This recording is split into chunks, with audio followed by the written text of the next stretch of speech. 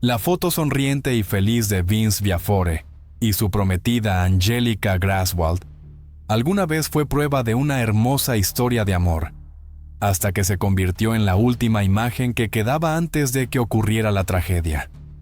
Pocos podrían haber imaginado que detrás de esa sonrisa radiante se escondía el final de una vida y el comienzo de un caso que sacudiría a Estados Unidos. En un día de abril de 2015, lo que parecía una excursión normal en kayak por el río Hudson terminó con la misteriosa muerte de Vince y una oleada de sospechas dirigidas hacia la mujer en quien más confiaba. Esta no era simplemente la historia de un accidente en el agua, sino un viaje hacia los rincones oscuros del amor, la traición y un sistema de justicia lleno de controversias. El Valle del Hudson es un destino ideal para aventuras al aire libre. Su naturaleza impresionante y el río de corriente rápida atraen a quienes buscan emociones fuertes. El kayak es uno de los deportes favoritos para los amantes de la aventura, pero este río puede ser implacable. Incluso los atletas más experimentados lo saben, aunque a veces ni siquiera ellos pueden evitar cometer errores. Angelica Graswald y Vince Viafore amaban el agua. Para ellos simbolizaba libertad y conexión. En la fatídica tarde del 19 de abril de 2015, se lanzaron juntos al Hudson, llenos de emoción. Ambos estaban acostumbrados a los desafíos y tenían años de experiencia, pero ese día, el Hudson no estuvo de su lado. Los fuertes vientos levantaron olas intensas, y aunque su instinto les decía que regresaran, decidieron seguir adelante. Su destino era una isla con un castillo inspirado en la tradición escocesa, un lugar que siempre los había fascinado por su misterio y su atmósfera del viejo mundo. Pasaron todo el día disfrutando de la naturaleza, pero al caer la tarde, las condiciones empeoraron de repente. Las grandes olas y el agua fría eran señales ominosas, pero no tenían otra opción más que regresar. Pasar la noche en la isla sin equipo era demasiado arriesgado. Cuando el kayak de Vince comenzó a llenarse de agua, la situación se volvió trágica. Sin chalecos salvavidas y cayendo en la corriente fría, Vince estaba en grave peligro. Angelica, conmocionada y desesperada, llamó para pedir ayuda. Explicó que no podía alcanzarlo debido a las grandes olas y la corriente que lo arrastraba. El operador de emergencias tuvo dificultades para determinar la ubicación de la pareja, lo que complicó aún más la situación. El tiempo pasaba, y cada segundo era precioso. Vince fue hundiéndose poco a poco mientras el equipo de rescate comenzaba la búsqueda, pero para cuando llegaron, ya era demasiado tarde. Vince no se encontraba por ningún lado. Desde la orilla, el cielo oscurecido solo sumaba más tristeza al suceso. Conozcamos un poco más a Angelica. A sus 35 años, Angelica era una mujer con grandes ambiciones. Se dedicaba a la fotografía y la veía como su futuro. Sin embargo, su verdadero nombre era Angelica Lipska, y venía de Letonia con la esperanza de una vida mejor fuera de su país natal. 2 matrimonios, 2 divorcios, pero su meta seguía siendo la misma. Quería establecerse en Estados Unidos, obtener una visa de trabajo y construir una carrera. Tuvo suerte. Consiguió un trabajo como niñera y se mudó a Estados Unidos. Pero el verdadero cambio comenzó cuando conoció a Vince. A sus 46 años, Vince también había pasado por 2 divorcios y era exitoso en el sector de la construcción. A pesar de la diferencia de edad, su relación se desarrolló rápidamente. Conozcamos más de cerca a Vince. Era una persona generosa, organizaba fiestas, reunía a sus amigos y vivía una vida llena de energía y dinamismo. Fue en una de esas fiestas donde él y Angelica se conocieron. Solo unas semanas después, ella ya se había mudado con él a un pequeño pueblo llamado Poughkeepsie, en Nueva York. Su relación floreció. Las conversaciones sobre matrimonio e hijos se volvieron frecuentes, pero bajo la superficie comenzaron a aparecer grietas, que solo se profundizaron el día antes de la tragedia. El 18 de abril de 2015, justo un día antes del accidente, Vince y Angelica asistieron a otra fiesta. Vince se mostró alegre entre amigos, mientras que Angélica se marchó temprano, diciendo que no se sentía bien. Apenas interactuó con nadie y se mostró distante. Los amigos de Vince notaron una tensión entre ellos, que culminó en una discusión pequeña pero evidente. Sin embargo, esa noche no ocurrió nada grave. Se fueron a dormir por separado y solo se vieron nuevamente a la mañana siguiente. Fue entonces cuando Vince compartió su plan de ir a remar en kayak, decidido a reconciliarse y pasar tiempo de calidad juntos en el Hudson, volviendo a ese día fatídico. A pesar del clima frío y los fuertes vientos, Angélica aceptó. La pareja planeaba visitar el castillo Bannerman en una isla del río para tomar fotografías. Angélica llevó atuendos elegantes para la sesión, con la esperanza de obtener imágenes hermosas. Al mediodía, ya estaban junto al agua, listos para una nueva aventura. Pero el viento, que aumentaba con cada minuto, parecía anticipar problemas. Olas enormes se alzaban a su alrededor, y el frío volvía rígidos todos sus movimientos. Angélica notó el empeoramiento del clima, pero el amor de Vince por la adrenalina y su terquedad los mantuvieron en marcha. Antes de partir, Vince dijo algo que Angélica nunca olvidaría. Esta será la aventura de tu vida. Esas palabras cobrarían un significado completamente inquietante solo unas horas después. El viaje al castillo transcurrió sin problemas. Angélica dijo a la policía que habían bebido algunas latas de cerveza antes de salir, solo para ambientar el momento. Ambos sabían que necesitaban mantenerse alerta porque aún debían regresar. Pero todo cambió en el camino de vuelta. Vince comenzó a quedarse atrás a medida que las olas crecían más. Gritó que el kayak estaba entrando agua. Angélica se dio la vuelta y vio su bote hundiéndose lentamente. Intentó regresar para ayudarlo, pero la corriente la empujó hacia la orilla. Cuando logró llegar a tierra, llamó inmediatamente a los servicios de emergencia. Pero Vince ya había desaparecido bajo las frías aguas del río Hudson. La noche del 19 de abril de 2015 marcó el inicio de una búsqueda que duró toda la noche y continuó al día siguiente. Los buzos se sumergieron en las aguas turbias en busca del cuerpo de Vince, mientras que los barcos equipados con sonar luchaban contra la niebla y las olas fuertes. Helicópteros de rescate sobrevolaban la zona, pero todos los esfuerzos fueron en vano. La familia de Vince estaba confundida, atónita, aferrándose a una tenue esperanza de que pudiera haber sobrevivido, aunque sabían que las posibilidades eran mínimas. Irónicamente, entre los que lloraban, Angélica era la más tranquila. Seguía actualizando sus redes sociales, publicando fotos y videos como si nada hubiera ocurrido. Su comportamiento enfureció y despertó sospechas entre los familiares de Vince. Angélica dijo que esperaba que él regresara, pero sus palabras no lograron convencer a nadie. 10 días después, fue llamada para un nuevo interrogatorio, debido a un pequeño detalle que había mencionado anteriormente, que quizá había quitado accidentalmente el tapón de desagüe del kayak de Vince. Ese comentario aparentemente casual cambió por completo el rumbo de la investigación. De repente, la muerte de Vince ya no se veía como un simple accidente. Angélica también dijo que el remo de Vince estaba roto, que le faltaba un anillo de bloqueo, lo que hacía muy difícil maniobrar.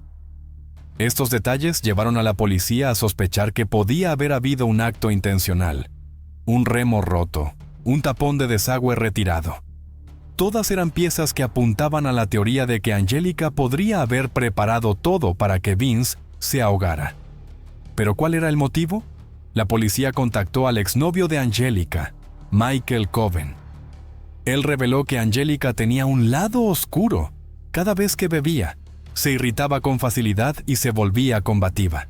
Vince, según Michael, lo había tolerado muchas veces.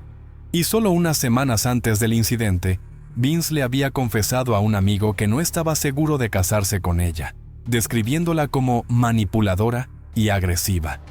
Angélica admitió que había problemas en la relación, pero afirmó que eran meramente asuntos personales. Su forma evasiva y poco clara de hablar solo aumentó las sospechas. Poco a poco, la historia pasó de ser un accidente a un posible acto intencional. Y entonces se descubrió un detalle crucial. Angelica era la beneficiaria de la póliza de seguro de vida de Vince, por un valor de $5,000. Una suma lo suficientemente grande como para resolver todos sus problemas financieros, en un momento en que ella estaba desempleada. Ese era el motivo. Angelica, que antes era la prometida en duelo, ahora se convirtió en la principal sospechosa. Aunque seguía proclamando su inocencia, fue acusada de homicidio involuntario en segundo grado y se le impuso una fianza de $9,000, una cantidad que no podía pagar. Como ciudadana extranjera, la policía temía que se fugara, por lo que tuvo que permanecer en la cárcel esperando el juicio. Sus abogados defensores argumentaron que las declaraciones de Angelica durante el interrogatorio de 11 horas eran ilegales. Afirmaron que el cuerpo de Vince no había sido encontrado y que no había pruebas forenses que indicaran un crimen. Creían que el kayak se había volcado debido a las grandes olas y que el tapón de desagüe podría haberse soltado por sí solo. Para respaldar su argumento, realizaron una prueba en condiciones reales en el río Hudson. Una persona con una complexión similar a la de Vince se sentó en un kayak idéntico. Los resultados demostraron, incluso en condiciones calmadas, el bote se encontraba muy bajo en el agua, a solo unos pocos centímetros por encima de la superficie. Esto demostró que las grandes olas podían llenar fácilmente el kayak de agua, incluso si el tapón de desagüe no había sido retirado. Además, el abogado recordó a todos que Vince había estado bebiendo, lo que pudo haber afectado su coordinación y tiempo de reacción. Un kayak inundado, declaraciones contradictorias y experimentos en el río. Todo ello provocó un debate intenso. El cuerpo de Vince aún no había sido encontrado, pero la investigación comenzaba a cambiar de rumbo. El punto más controvertido era el tapón de desagüe, un pequeño orificio no más grande que la punta de un dedo. Era difícil creer que un detalle tan diminuto pudiera haber causado una tragedia tan grande. El orificio de desagüe del kayak de Vince se encontraba en la parte superior, lo que hacía poco probable que el agua pudiera haber entrado en un volumen suficiente para hundir la embarcación. Las dudas continuaban creciendo, y el abogado de Angelica solicitó pruebas adicionales para aclarar el asunto. Se llevó a cabo una simulación precisa, utilizando el mismo tipo de kayak, una persona con el mismo peso y complexión que Vince y condiciones climáticas similares a las de aquel fatídico día. Los experimentos demostraron que incluso si el tapón de desagüe estaba retirado, el agua no entraba lo suficientemente rápido como para hacer volcar el kayak.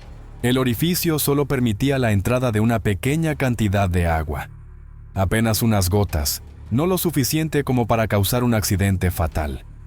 Esto significaba que incluso sin el tapón de desagüe, el kayak de Vince podría haber recorrido fácilmente la distancia restante de más de 1 milla hasta llegar a la orilla. Sin embargo, como los experimentos descartaban casi por completo la teoría del tapón, la fiscalía comenzó a centrar su atención en el remo.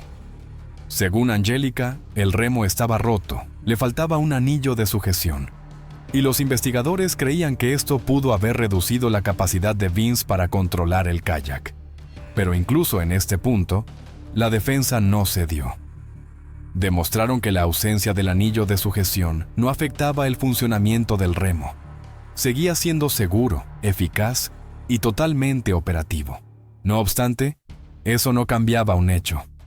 Durante el interrogatorio, Angelica admitió haber tocado tanto el remo de Vince como el tapón de desagüe, una confesión que se convirtió en el catalizador para acusarla. Para la policía, todo esto parecía un crimen cuidadosamente planeado. Incluso los detalles más pequeños, como tocar el remo o manipular accidentalmente el tapón de desagüe, fueron utilizados como base para sospechar que Angelica actuó con intención. Aún así, aunque la historia de la fiscalía parecía lógica, la defensa continuó luchando. El abogado de Angelica argumentó que las declaraciones que hizo durante el interrogatorio de 11 horas habían sido obtenidas bajo angustia emocional. La defensa presentó a un experto en confesiones falsas para que revisara la grabación completa del interrogatorio. Y este experto concluyó que la policía había ejercido una presión psicológica significativa. El experto dijo que los investigadores usaron tácticas clásicas de coacción, hicieron preguntas dirigidas, jugaron al poli bueno, poli malo, no le dieron tiempo para procesar y la presionaron repetidamente para que repitiera frases que respaldaban su narrativa. Durante el interrogatorio, Angélica aparecía frecuentemente confundida. Sus respuestas se volvían vagas y sus emociones cada vez más inestables. El experto consideró que ella estaba en estado de shock y que sus palabras deberían haberse evaluado con mayor precaución. Una frase a la que los investigadores se aferraron, un comentario pasajero en el que dijo que en algún momento había pensado en liberarse de la relación, fue interpretada como una admisión de intención de hacerle daño a Vince. En realidad, la defensa argumentó que esa afirmación no tenía nada que ver con el incidente de ese día, sino que simplemente reflejaba problemas prolongados en su relación. Angélica habló de libertad en un sentido más amplio, pero la policía eligió interpretarlo de forma negativa. El experto en interrogatorios señaló que Angélica nunca usó palabras como crimen, ni siquiera muerte en ese contexto, y que sus supuestas confesiones eran, con mayor probabilidad, el resultado de la manipulación por parte de los investigadores, más que de la verdad. No obstante, los detectives ignoraron estos matices. Cuando escucharon lo que querían oír, descartaron todo lo que Angélica dijo después.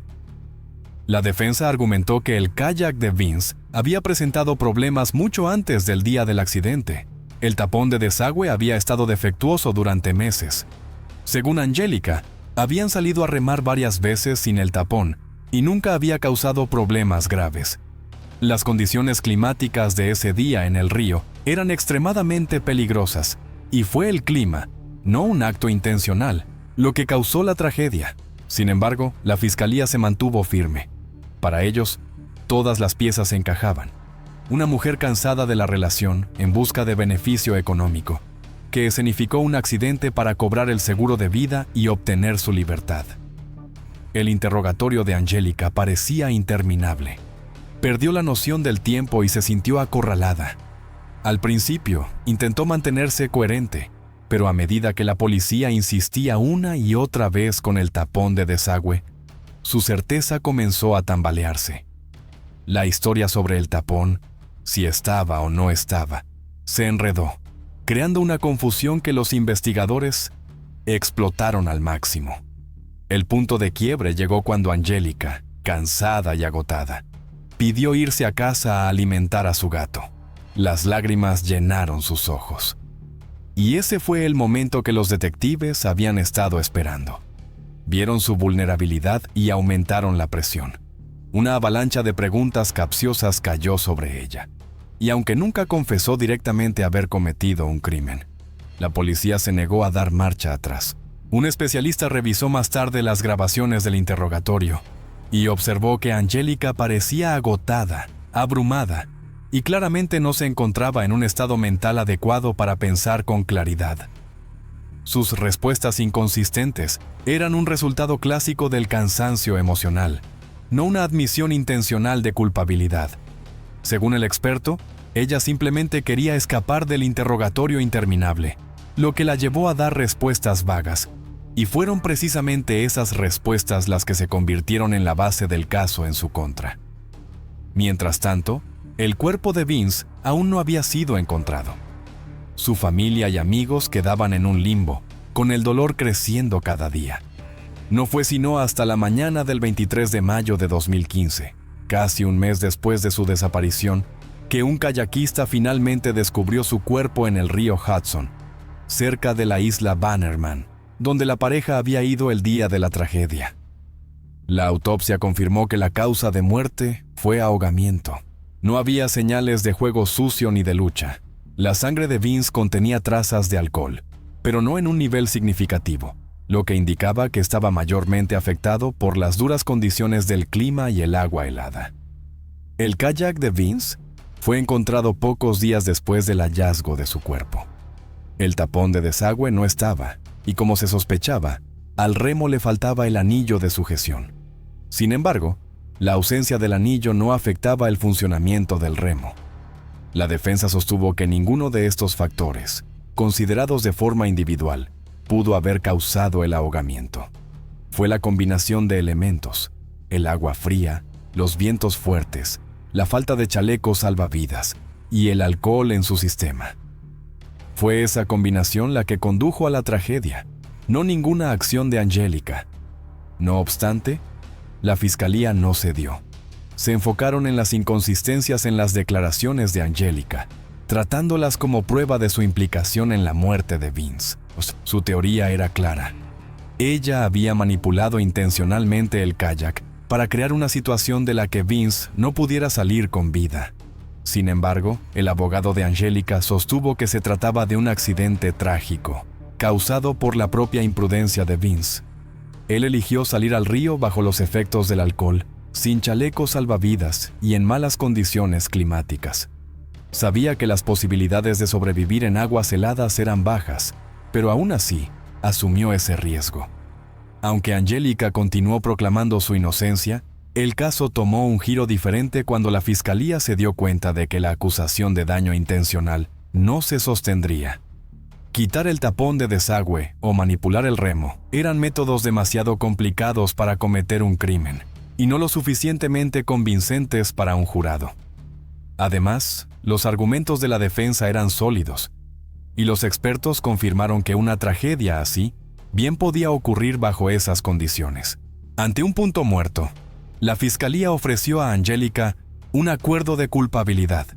Le propusieron declararse culpable de homicidio por negligencia criminal, a cambio de solo unos pocos años de prisión, en lugar de una condena de por vida. Ella aceptó. Angélica fue sentenciada a 4 años de prisión por homicidio por negligencia criminal. Sin embargo, debido al tiempo ya cumplido en detención preventiva y durante el proceso legal, solo le quedaban unos pocos meses por cumplir. Angélica fue liberada bajo libertad condicional en diciembre de 2017, tras haber estado detenida durante 32 meses, menos de 4 años. Aunque la sentencia oficial fue de 4 años, el sistema de libertad condicional le permitió obtener una liberación anticipada a fines de 2017. Incluso después de su liberación, las tensiones seguían siendo altas. La familia de Vince no podía aceptar el resultado. Creían que Angélica era responsable de la muerte de su hijo y expresaron públicamente su descontento con la sentencia indulgente. Angélica, por su parte, continuó insistiendo en que solo ella y Dios conocían la verdad. Sostenía que no fue responsable de la muerte de Vince y que simplemente se trató de un trágico accidente. Después de ser liberada, enfrentó nuevos desafíos. La amenaza de deportación se cernía sobre ella y le costaba encontrar empleo. Angélica intentó reclamar los beneficios del seguro de vida de Vince, pero su declaración de culpabilidad lo hacía imposible.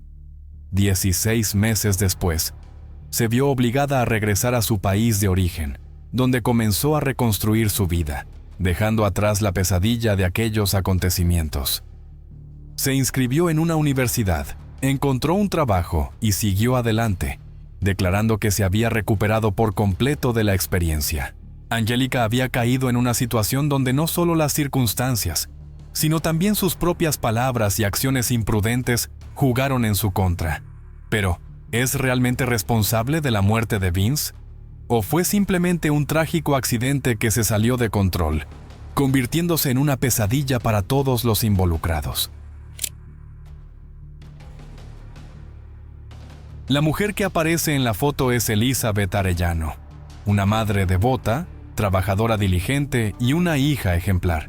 Pero esa sonrisa radiante es la última imagen que su familia y amigos tienen de ella, antes de que todo el país se viera sacudido por un asesinato brutal ocurrido en 2018 en California.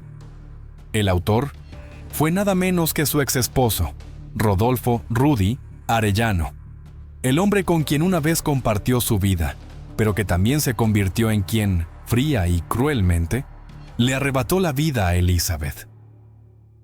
En un acto meticulosamente planeado, Rudy la secuestró, ató una roca a su cuello y la arrojó desde un puente al agua mientras ella aún estaba viva.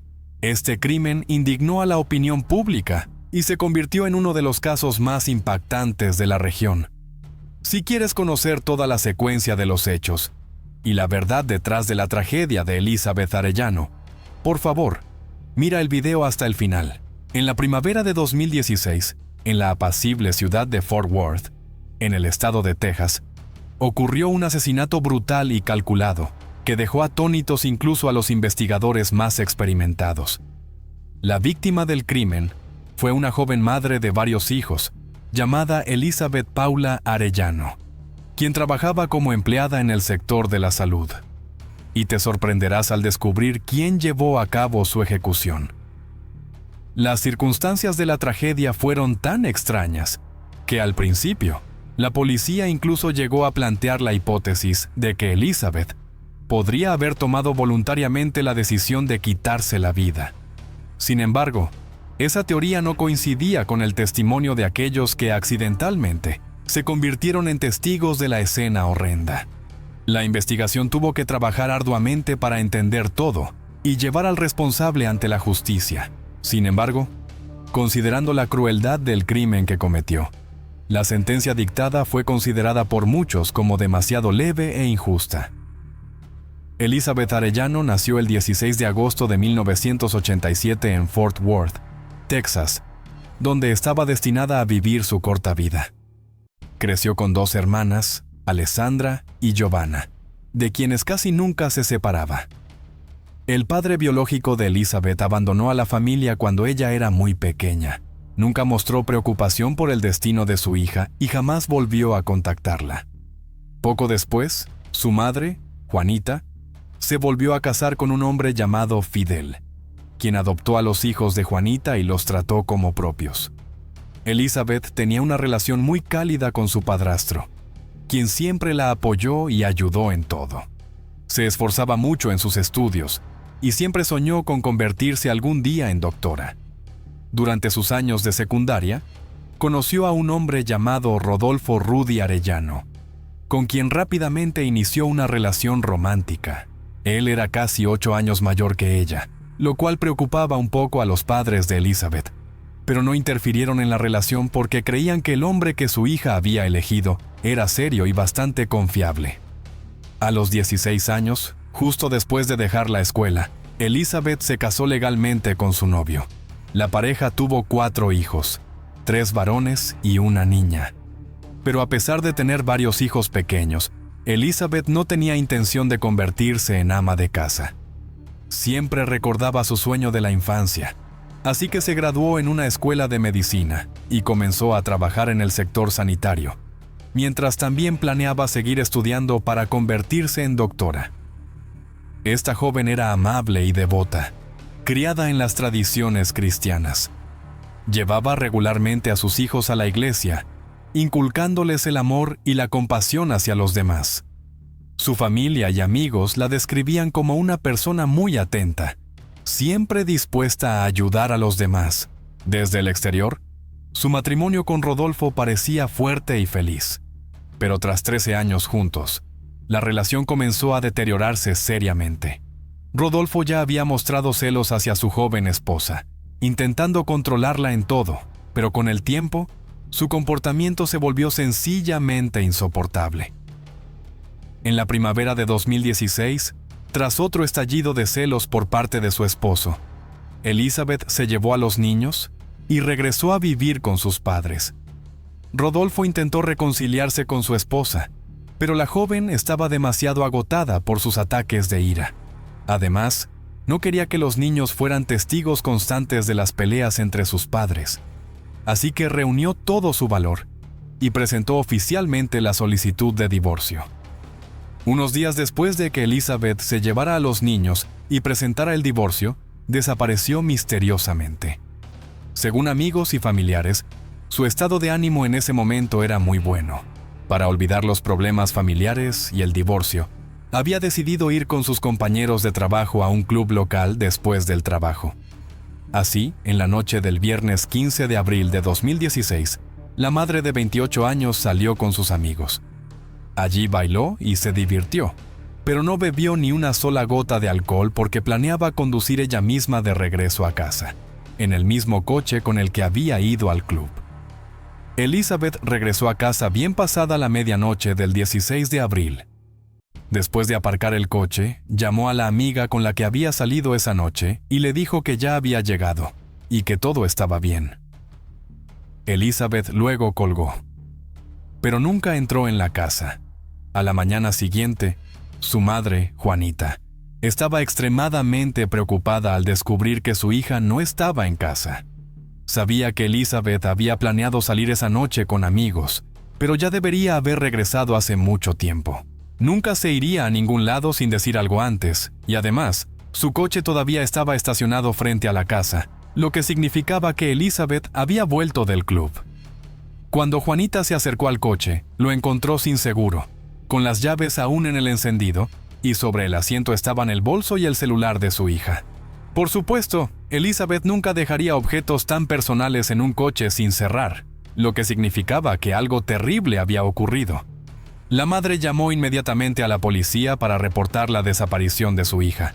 La policía creyó que podría resolver el caso mientras la pista aún estuviera fresca. Además, todavía existía la esperanza de que Elizabeth estuviera viva, porque no había sangre ni signos de lucha en el coche. Pero las cosas no eran tan simples. El primer paso fue reconstruir el evento en cada uno de sus más mínimos detalles. La línea de tiempo de aquella tarde y noche debía ser reconstruida para rastrear todo el recorrido de Elizabeth y encontrar e interrogar a todos los posibles testigos. Primero, la policía entrevistó a los amigos y compañeros de trabajo de la joven, aquellos que habían salido con ella la noche de su desaparición. Ellos proporcionaron la hora exacta en la que Elizabeth salió del lugar para regresar a casa, y después, la propia Elizabeth llamó para decir que había llegado sana y salva. Además, en el teléfono celular de la mujer desaparecida, la policía encontró numerosas llamadas y mensajes de su exesposo, Rodolfo Arellano, quien había estado intentando contactarla insistentemente esa noche, pero Elizabeth nunca le respondió. Los oficiales de policía fueron a la casa de Rodolfo para averiguar dónde había estado y qué había hecho durante la tarde y noche anterior. Según él, había contactado a su exesposa esa misma noche, y ella le había prometido llevarle a los niños para visitarlo durante el fin de semana. Pero luego dejó de contestar el teléfono, y él pensó que había cambiado de opinión. En cuanto a su coartada, la historia de Rodolfo resultaba sospechosa. Afirmó que esa noche se había sentado con un amigo en un bar local, y que alrededor de la medianoche regresó a casa a dormir. El amigo y algunas otras personas que estaban en el bar la noche del viernes confirmaron que Rodolfo efectivamente estuvo allí, pero después de eso, nadie sabía a dónde fue. El hombre insistía en que había regresado a casa, pero como vivía solo, nadie podía verificarlo. Por lo tanto, la policía no lo excluyó de la lista de sospechosos. Es más, no parecía preocupado ni afectado. Claramente, él y Elizabeth estaban en proceso de divorcio, pero habían estado casados durante muchos años, y ella era la madre de sus hijos. Era extraño que su desaparición no le afectara en absoluto. La noche en que desapareció la joven madre, un pescador llamó a los servicios de emergencia para informar sobre un extraño incidente que había presenciado. El hombre dijo que estaba pescando solo en un puente que forma parte del sistema de autopistas interestatales, cuando alrededor de las 4:30 de la madrugada, vio un coche conducir hasta el puente, detenerse, y el conductor sacar algo grande, aparentemente una persona, y arrojarlo al agua. También notó que el objeto tenía algo voluminoso y claramente pesado atado. Como estaba sentado bastante lejos y aún era de noche, el pescador no pudo ver los detalles con claridad, ni identificar la marca del coche o la matrícula. Además, el viento en el puente era muy fuerte, por lo que tampoco pudo oír nada. Poco después, se encontró a otro testigo. Este paseaba a su perro por la noche debajo del puente. No vio lo que sucedió en el puente, pero escuchó un grito desgarrador que le llamó la atención. Luego, vio un objeto grande caer desde el puente, seguido del sonido de impacto en el agua, y luego Silencio. Basándose en los testimonios de los testigos, la policía decidió revisar el fondo del lago cerca del puente. Unas horas más tarde, los buzos descubrieron el cuerpo de una mujer atado a un gran bloque de concreto, con una cuerda alrededor del cuello. La mujer ahogada era Elizabeth Arellano, la mujer que había desaparecido.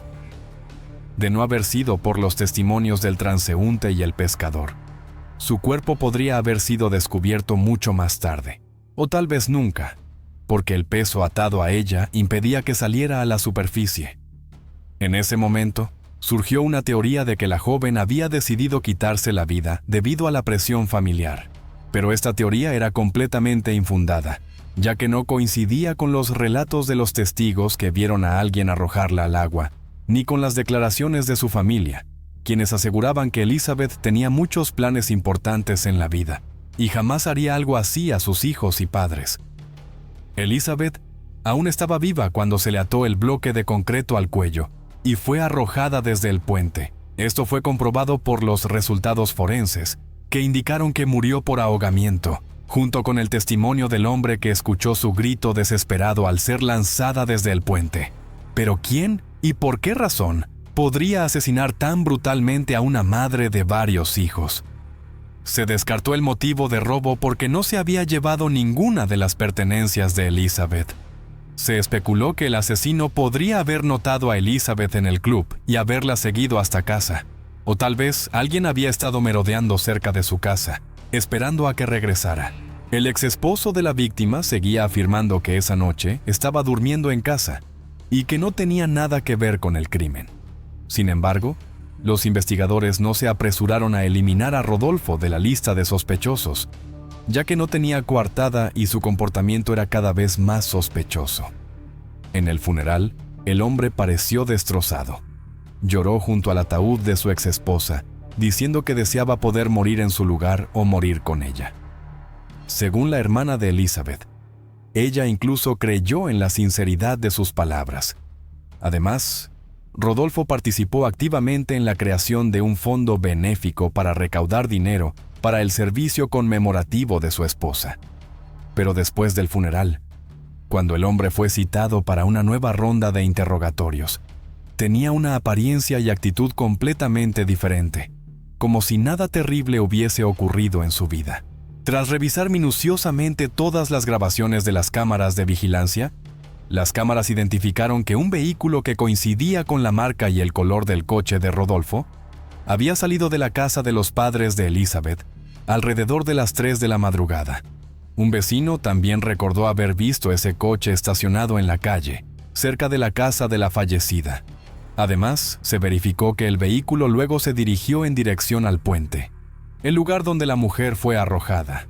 Este detalle levantó muchas sospechas, y cuando la investigación solicitó los datos del teléfono de Rodolfo correspondientes a la noche del crimen, surgieron aún más preguntas. Resultó que el hombre había hecho varias llamadas esa noche, primero cerca del lugar de trabajo de Elizabeth, y más tarde, cerca de la casa de sus padres. También le había enviado algunos mensajes a su exesposa tratando de preguntarle cuándo regresaría, pero no recibió respuesta. Claramente, la había estado siguiendo, y finalmente decidió esperarla en la casa de sus padres.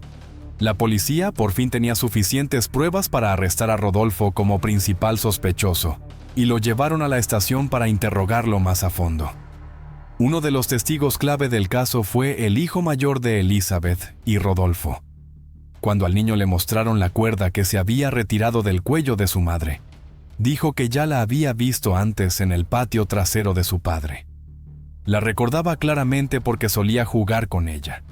Además, el niño también reconoció el bloque de concreto, que había estado en su jardín no mucho tiempo atrás, después de que reemplazaran la cerca. Asimismo, pequeños fragmentos de ese bloque de concreto también fueron encontrados en el maletero del coche de Rodolfo. La investigación mostró que el hombre había esperado a su exesposa en la casa de sus padres y la secuestró antes de que pudiera entrar a la vivienda. La obligó a subir al coche, en cuyo maletero ya había preparado la cuerda y el bloque de concreto. Y luego condujo hasta el puente para llevar a cabo el asesinato, esperando no ser descubierto. Rodolfo Rudy Arellano fue arrestado 10 días después de que se encontrara el cuerpo de su exesposa en el lago. A pesar de la gran cantidad de pruebas y testimonios que demostraban el crimen, Rodolfo continuó negando cualquier implicación y sostuvo que había estado en casa esa noche. Dada la brutalidad de sus actos, Rodolfo enfrentaba la pena máxima, la sentencia de muerte. Entonces, siguiendo el consejo de su abogado, decidió confesarlo todo y cooperar con la investigación con la esperanza de reducir su condena. No fue sino hasta enero de 2019 que Arellano se declaró oficialmente culpable ante el tribunal y relató con detalle cómo había secuestrado y asesinado a su exesposa, la madre de sus 4 hijos.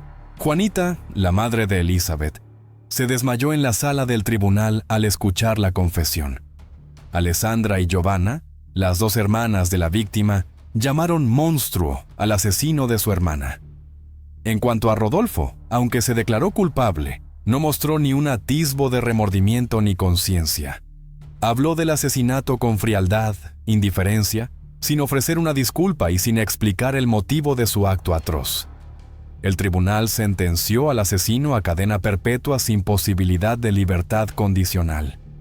La familia de Elizabeth, aunque consideraba que la sentencia era bastante leve, declaró que habían perdonado a Rodolfo, porque no querían que sus corazones se llenaran de odio. Ahora, los padres y hermanas de Elizabeth son los responsables de criar a sus hijos. La mujer que aparece en la foto es Kirsty Graham, y la sonrisa radiante que le dedica al hombre a su lado. Paul Graham, su esposo, alguna vez hizo creer a su familia que Kirsty por fin había encontrado la felicidad. Pero detrás de esa foto y del rostro de ese hombre se oculta una verdad aterradora. Ese mismo hombre sería más tarde condenado a cadena perpetua por asesinar brutalmente a su esposa, meter su cuerpo en una maleta y abandonarlo al borde de una carretera como si fuera un objeto desechado. La muerte de Kirsty no solo fue el trágico final de un matrimonio lleno de control, manipulación y abuso, sino que también llevó al colapso de toda la familia Wilkinson, donde su madre, Kathy Bloomfield, vivió atormentada y su hermana Hayley murió en la desesperación solo unos años después. Si quieres conocer toda la historia de cómo un amor que parecía de cuento de hadas se transformó en una tragedia familiar irreparable, el 6 de abril de 2009, cerca de Bridgend, en el sur de Gales, un conductor de camión se detuvo en el arcén de la carretera A48, a solo unos metros de la autopista, en el fondo de un pequeño barranco. Notó una maleta vieja, parcialmente oculta por la hierba alta. La ubicación y la extraña forma de la maleta despertaron su curiosidad. Decidió inspeccionarla, abrió el cierre y quedó horrorizado al descubrir una mano humana. Conmocionado por el hallazgo, el conductor llamó inmediatamente a los servicios de emergencia. Kirsty Graham nació el 19 de junio de 1984, en Sentry, Inglaterra. Sus padres, David y Kathy Broomfield, estaban criando a 2 hijas. Las hermanas mayores de Kirsty eran Sonia y Hayley. La familia mantenía un ambiente muy unido, fomentando el amor y el apoyo entre sus miembros. Kathy tenía una relación especialmente cálida y de confianza con Kirsty. Cuando Kirsty tenía 14 años, la familia se mudó a Bridgend, en el sur de Gales. Fue un punto de inflexión en su vida. La mudanza coincidió con su adolescencia, trayendo nuevos retos sociales y emocionales. En su nueva escuela, Kirsty atrajo rápidamente la atención por su apariencia llamativa y su actitud segura. Inspirada por las estrellas que veía en las revistas, comenzó a soñar con una carrera como modelo. Se imaginaba a sí misma inmersa en el mundo de la moda, rodeada de reflectores y flashes de cámara. Sin embargo, la realidad fue mucho más desafiante. La industria del modelaje era altamente competitiva y a Kirsty le costaba construir una carrera real. Su trabajo se limitaba a sesiones fotográficas amateur ocasionales que ofrecían muy poca estabilidad financiera. Aún así, Kirsty demostraba un fuerte sentido de independencia, aceptando múltiples trabajos a tiempo parcial desde joven. Trabajó como mesera, cajera e incluso limpiaba casas para evitar depender económicamente de sus padres. A los 17 años, la situación de Kirsty cambió repentinamente. Ante el aumento de los gastos, comenzó a trabajar en un establecimiento de Bridgend, conocido por su vida nocturna y entretenimiento para adultos. Para Kirsty, no fue una elección, sino una necesidad. Mantuvo esta parte de su vida en secreto frente a su familia, por miedo al juicio. A su madre y hermanas les dijo que trabajaba en un puesto administrativo en una empresa local, usando el alias de Megan para proteger su identidad. Kirsty intentaba separar esta parte de su vida del resto de su mundo. Los beneficios financieros del nuevo empleo eran significativos. Podía pagar su propio alquiler, cubrir sus gastos personales e incluso ahorrar parte de sus ingresos. Sin embargo, Kirsty no se sentía orgullosa de su trabajo. El miedo a ser descubierta pesaba mucho sobre ella, y luchaba con sentimientos de vergüenza y conflicto interno. Anhelaba encontrar una forma de dejar atrás ese capítulo de su vida y empezar de nuevo con una hoja limpia. A pesar de su empleo secreto, Kirsty mantenía una relación cercana con su familia. Sus padres la veían como una joven responsable y enfocada en sus metas, sin sospechar la verdadera fuente de su independencia económica. Kirsty continuaba creando la ilusión de una vida estable y normal, aferrándose a la esperanza de que algún día podría dejar su doble vida atrás y perseguir su sueño juvenil de normalidad y estabilidad. Paul Grabham nació en 1983 en el sur de Gales. Su infancia estuvo marcada por conflictos constantes e inestabilidad financiera. Sus padres discutían con frecuencia y a menudo lo descuidaban, lo que hizo que Paul se sintiera no deseado desde muy joven.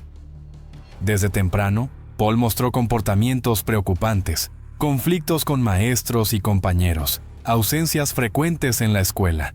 Su rendimiento académico era muy bajo, y los intentos de sus padres por disciplinarlo no daban resultado. En su adolescencia, Paul comenzó a mostrar tendencias agresivas. Se involucraba con frecuencia en peleas, y faltaba el respeto abiertamente a los profesores. Su reputación en la escuela empeoró hasta que finalmente abandonó los estudios, dejando su educación inconclusa. Por esa época, Paul desarrolló un interés por las sustancias ilegales. Empezó experimentando con drogas más suaves, pero esto se intensificó con el tiempo, convirtiéndose en adicciones más serias, lo que empeoró su agresividad y aislamiento. A los 18 años, Paul comenzó a trabajar en servicios de acompañantes para ganar dinero y así poder sostener sus hábitos. Ofrecía servicios tanto a mujeres como a hombres. Este empleo se convirtió en su principal fuente de ingresos, pero también conllevaba grandes riesgos. Paul enfrentaba amenazas, encuentros agresivos y humillación, lo que alimentaba su ira y su sentido de injusticia. Este camino también lo llevó al mundo del crimen, donde construyó relaciones que le ayudaban a mantener su estilo de vida autodestructivo. El comportamiento de Paul se volvió cada vez más hostil. Un incidente notable involucró una disputa con una vecina a la que acusó de dañar su coche. Paul no solo amenazó a la mujer, sino que también la atacó con un palo, obligándola a mudarse del vecindario. Incidentes como ese no eran raros, y muchos en la comunidad evitaban tener contacto con él. Cuando Paul conoció a Kirsty en 2004, llevaba una vida caótica y aislada. El trabajo como escort, la dependencia de sustancias y sus tendencias agresivas se habían vuelto parte central de su existencia. Sus problemas para controlar la ira y su hábito de manipular a los demás a menudo dañaban a quienes lo rodeaban. Cuando Kirsty conoció a Paul, no podía prever que el pasado problemático de él desembocaría en consecuencias trágicas en su propia vida. En 2004, Kirsty Grabham y Paul Grabham se conocieron en una fiesta celebrada en una discoteca de Brian. Kirsty tenía 20 años en ese momento y Paul 21. Ambos estaban atravesando fases difíciles en sus vidas. Ella seguía trabajando en un establecimiento que mantenía en secreto frente a su familia, mientras que Paul se hundía cada vez más en su dependencia de sustancias y vivía de los ingresos erráticos que obtenía como escort. A pesar de sus diferencias, Se formó una conexión entre ellos, basada inicialmente en una atracción mutua. Su primer encuentro fue completamente casual. La fiesta era ruidosa y amigos en común los presentaron. Kirsty se sintió atraída por la confianza de Paul, mientras que él quedó cautivado por su aspecto y su encantadora sonrisa. Pasaron toda la noche juntos, pero no surgió ningún compromiso serio. Después de esa noche, mantuvieron el contacto de forma esporádica, pero no desarrollaron una relación cercana. Para Kirsty, fue solo un momento fugaz en su vida, sin promesa de un cambio significativo. Su conexión se reavivó a finales de 2007, 3 años después del primer encuentro, bajo circunstancias inusuales. Paul, como cliente, visitó por casualidad el mismo establecimiento donde Kirsty trabajaba. Ella usaba el alias de Megan, pero Paul la reconoció y se le acercó para conversar. El primer intercambio fue algo incómodo, pero pronto se transformó en una charla amistosa. Paul dijo que había pensado en ella muchas veces desde su primer encuentro y le propuso volver a verse fuera del trabajo. A partir de ese momento, su relación comenzó a desarrollarse rápidamente. Empezaron a pasar más tiempo juntos, a dar paseos y compartir historias personales. Kirsty, que siempre había mantenido su vida profesional oculta a quienes la rodeaban, encontró en Paul a alguien que parecía entenderla y aceptarla sin juzgarla. Por su parte, Paul mostraba seguridad y encanto, ocultando los aspectos caóticos de su pasado. Kirsty comenzó a creer rápidamente que Paul podía ser el príncipe de su vida, alguien que la ayudaría a cambiar su rumbo.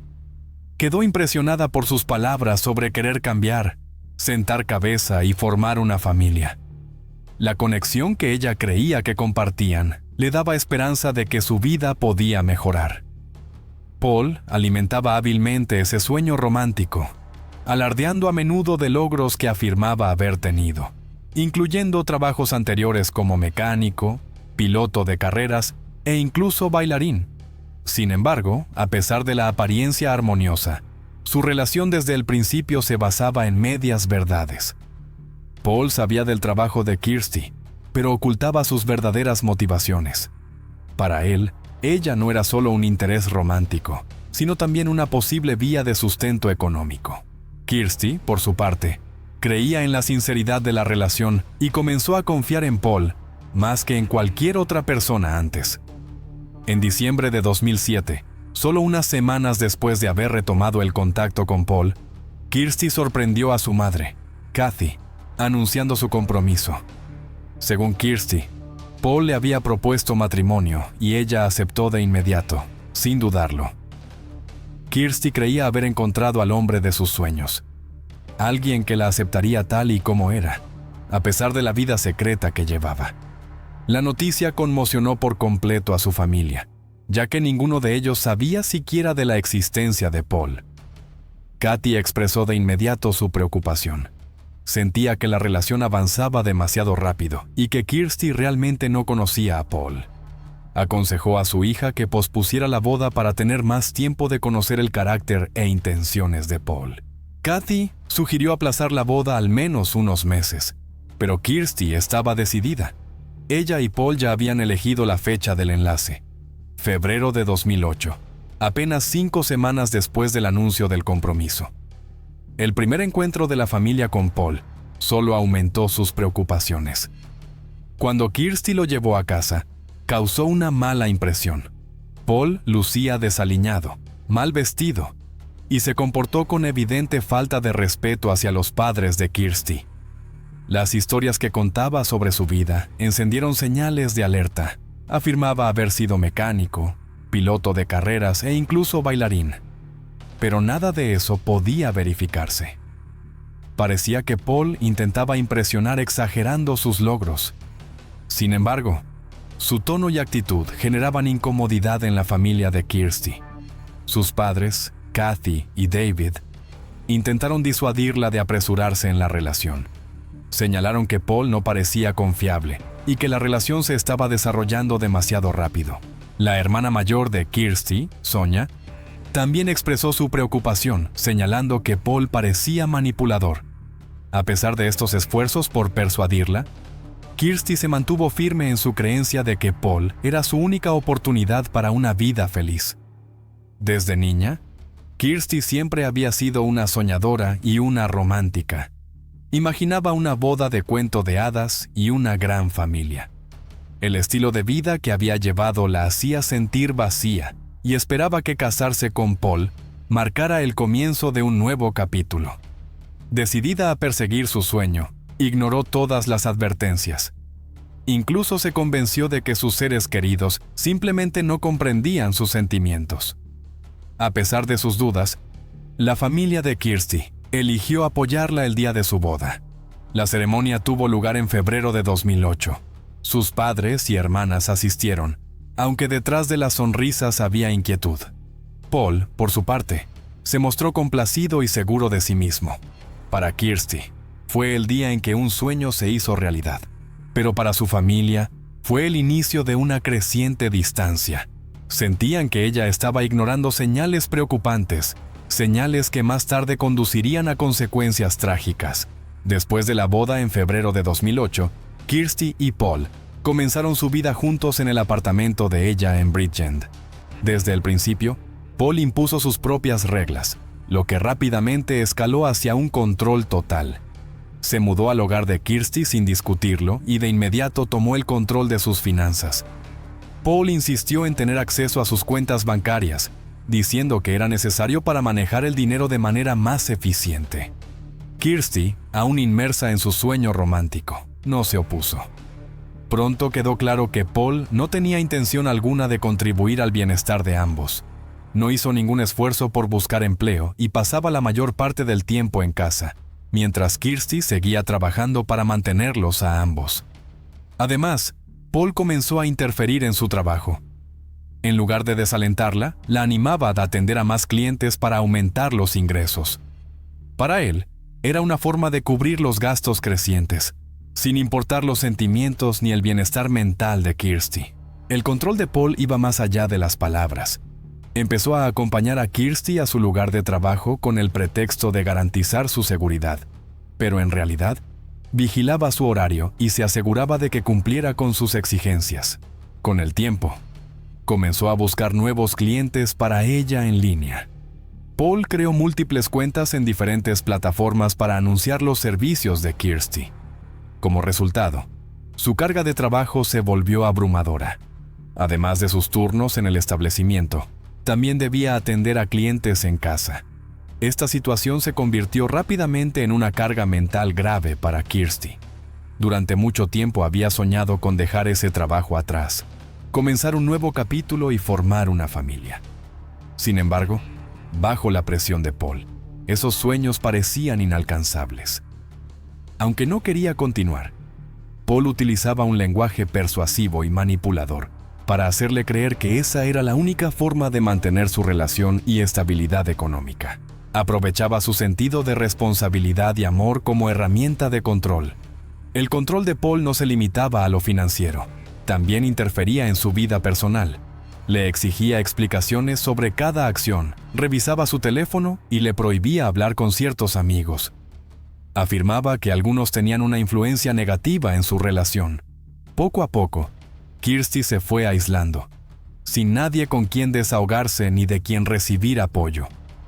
Las primeras señales del comportamiento manipulador de Paul incluían esfuerzos por minar la confianza de Kirsty.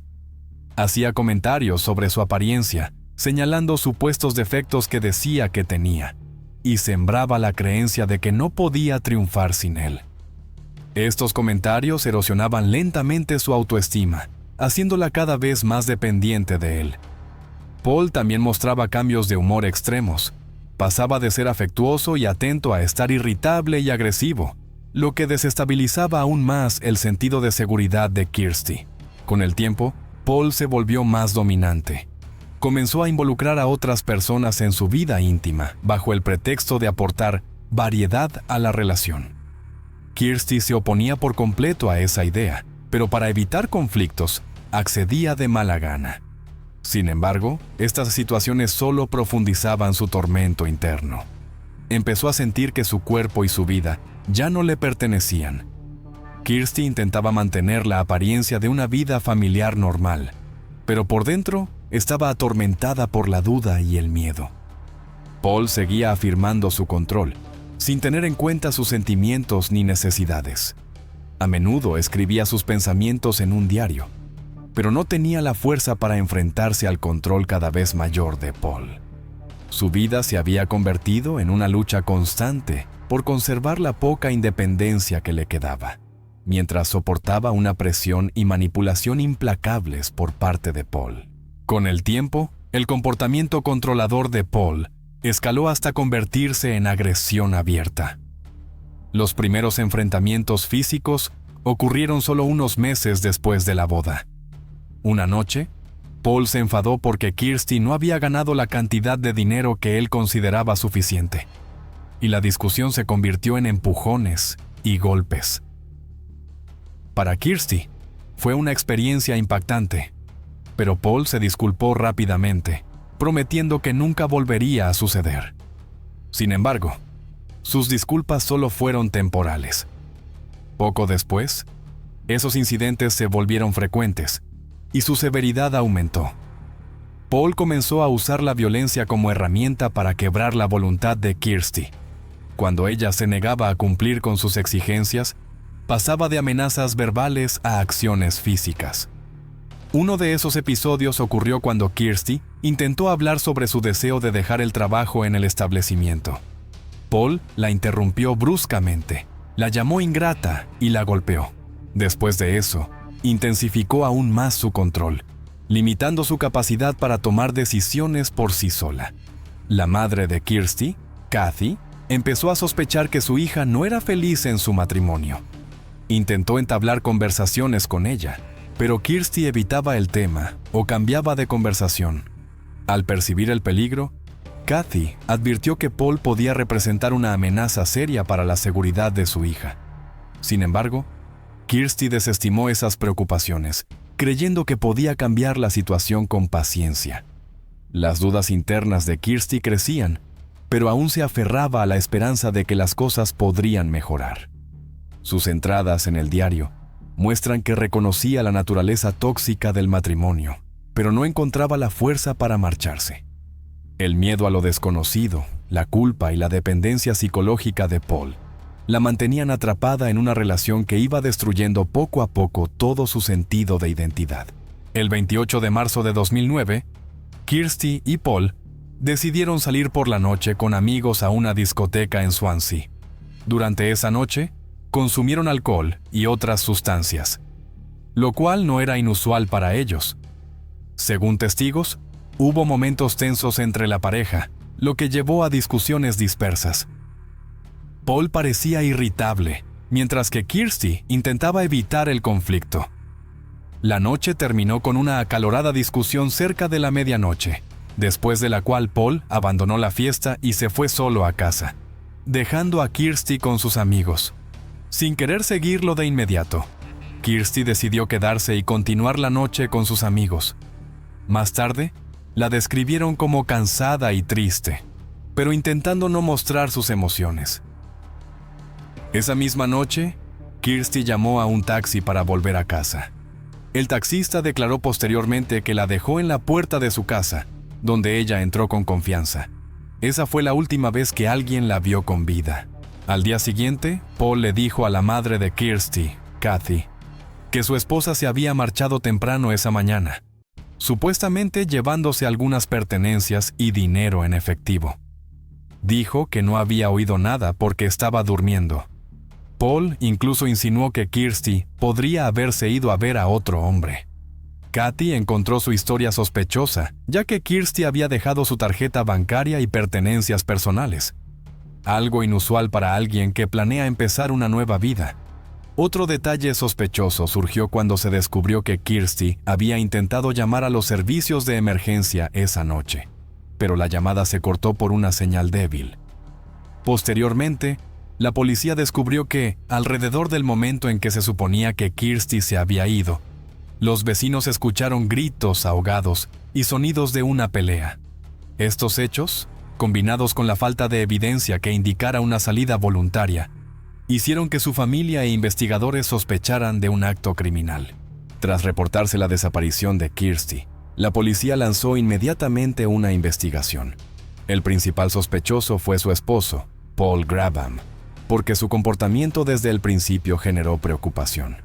Paul afirmaba que había dormido toda la noche y que al despertar descubrió que Kirsty se había llevado algunas cosas y se había marchado por la mañana.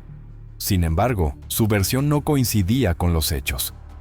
Kirsty había dejado su tarjeta bancaria y otros objetos personales importantes, lo cual contradecía la idea de una salida planificada. Durante el primer registro en la casa, la policía notó varios cambios sospechosos. Parte del techo del salón había sido pintado recientemente, y la alfombra que solía estar allí había desaparecido. Paul explicó que Kirsty quería redecorar la casa, pero esa explicación no resultaba creíble. Los vecinos informaron haber escuchado llantos apagados, sonidos de una pelea y ruidos que parecían el arrastre de un objeto pesado durante la noche. Nadie llamó a la policía en ese momento, pensando que se trataba solo de una discusión doméstica. Una pista importante surgió de la llamada de emergencia fallida que Kirsty hizo la noche de su desaparición. Los investigadores determinaron que la llamada fue interrumpida, pero el simple hecho de que hubiera intentado pedir ayuda indicaba que estaba en peligro. Esto, junto con los testimonios de los vecinos, aumentó aún más las sospechas sobre la participación de Paul. El 6 de abril de 2009, la investigación dio un giro trágico. Un conductor de camión que se detuvo en el arcén de la A48, cerca de Bridgend, notó una maleta tirada en una zanja al borde de la carretera. La forma inusual del objeto llamó su atención. Al abrir la maleta, descubrió una mano humana. Horrorizado, llamó inmediatamente a la policía. Cuando los oficiales llegaron al lugar, encontraron el cuerpo de una mujer dentro de la maleta. Los expertos identificaron posteriormente a la víctima como Kirsty Grabham. La autopsia reveló que Kirsty había sufrido heridas graves. Tenía fracturas en la nariz y la mandíbula, y su cuerpo presentaba múltiples moretones y abrasiones. Murió a causa de un trauma cerebral severo provocado por repetidos golpes en la cabeza. También había señales de estrangulamiento, lo que indicaba un intento de asfixiarla durante la pelea. Los investigadores determinaron que su cuerpo había sido trasladado desde otro lugar antes de ser arrojado a la zanja. Ese mismo día, la policía arrestó a Paul. Durante los interrogatorios, negó toda implicación, diciendo que no sabía nada sobre el paradero de Kirsty después de que se marchó. Sin embargo, su comportamiento nervioso solo aumentó las sospechas. Los investigadores también descubrieron que, al día siguiente de la desaparición de Kirsty, Paul usó su tarjeta bancaria para retirar dinero y visitar un salón de masajes. Acciones altamente sospechosas dadas las circunstancias. Los testimonios y las pruebas forenses revelaron la cronología trágica del crimen. La noche en que Kirsty desapareció, tuvo lugar una discusión entre ella y Paul. Paul la atacó, golpeándola repetidamente e intentando estrangularla. Después de la muerte de Kirsty, Paul trasladó su cuerpo al salón e intentó meterlo en una maleta. Debido al tamaño del cuerpo, tuvo dificultades. Consideró la posibilidad de desmembrarlo, pero abandonó la idea por no tener las herramientas necesarias. Finalmente, logró forzar el cuerpo dentro de la maleta y lo arrojó en una zanja al borde de la carretera. Posteriormente, se encontraron manchas de sangre en la casa de Kirsty, que Paul había intentado limpiar sin éxito. La pintura fresca en el techo se descubrió que cubría salpicaduras de sangre. Estas pruebas, junto con los testimonios de los testigos y el comportamiento de Paul, se convirtieron en elementos clave para demostrar su culpabilidad. Las entradas en el diario de Kirsty también revelaban su miedo hacia Paul y su deseo de dejarlo, lo cual respaldaba aún más las acusaciones en su contra. El juicio de Paul Grabham comenzó a principios de 2010. El fiscal presentó una línea de tiempo detallada de los acontecimientos, basada en las pruebas recolectadas por la policía y los testimonios de testigos. Las pruebas clave incluían manchas de sangre en la sala que Paul había intentado ocultar pintando el techo y retirando la alfombra. Los expertos forenses confirmaron que la sangre coincidía con la de Kirsty y que indicaba una confrontación violenta. Las heridas en su cuerpo mostraban signos de agresión severa. Testigos, incluidos vecinos, informaron haber escuchado sonidos de una pelea y gritos ahogados provenientes de la casa la noche en que Kirsty desapareció. Un taxista confirmó que había dejado a Kirsty en su casa poco antes de su muerte.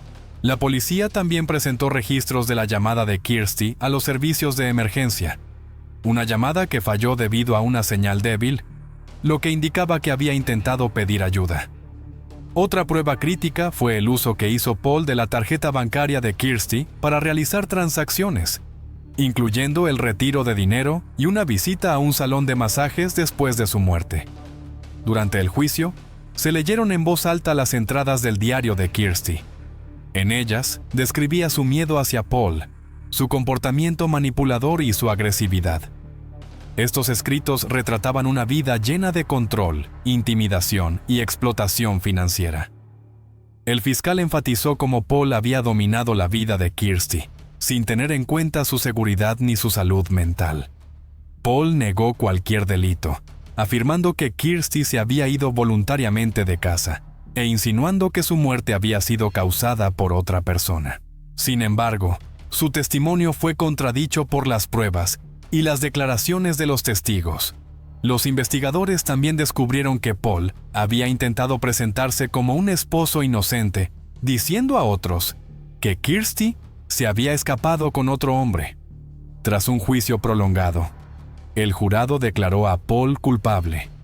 El juez destacó la crueldad particular de sus acciones, sus motivos egoístas y la absoluta falta de remordimiento de Paul. El 4 de febrero de 2010, Paul Grabham fue condenado a cadena perpetua, con un periodo mínimo de 19 años. Aunque la sentencia trajo algo de alivio a la familia de Kirsty, no pudo borrar la pérdida devastadora que habían sufrido. El juicio reveló muchos detalles sobre la vida de Kirsty que su familia nunca había conocido. Se sintieron abrumados por el dolor y la culpa, creyendo que podrían haber evitado la tragedia. Para ellos, el juicio no fue solo el cierre de un caso, sino un recordatorio doloroso de las consecuencias destructivas de las relaciones tóxicas y controladoras. Tras la muerte de Kirsty, la familia Wilkinson quedó profundamente marcada tanto emocional como psicológicamente. Su madre, Kathy, luchaba con una culpa persistente. Repetía constantemente en su mente las advertencias que le había dado a Kirsty, aquellas que su hija no escuchó, y la intuición que le decía que Paul era una amenaza para ella. Estos pensamientos la consumían, intensificando el dolor de la pérdida. El padre de Kirsty, David, se retraía, evitando cualquier conversación relacionada con la tragedia. La pérdida de su hija menor rompió el lazo familiar. La hermana de Kirsty, Hayley, fue profundamente afectada por su muerte. Eran muy unidas, y esa pérdida dejó un vacío en la vida de Hayley, que no pudo llenar. Incapaz de lidiar con la carga creciente de la depresión y la impotencia, Hayley recurrió al alcohol para adormecer el dolor. 5 años después de la muerte de Kirsty, Hayley murió por intoxicación alcohólica con tan solo 31 años.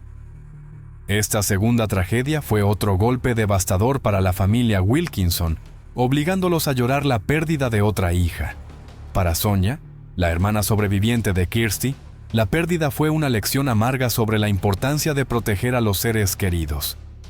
Intentó apoyar a sus padres, pero cargaba con una profunda tristeza propia. La familia Wilkinson quedó con una herida que ninguna sentencia ni castigo podría sanar. La tragedia destruyó sus vidas, dejando una cicatriz permanente que llevarían para siempre.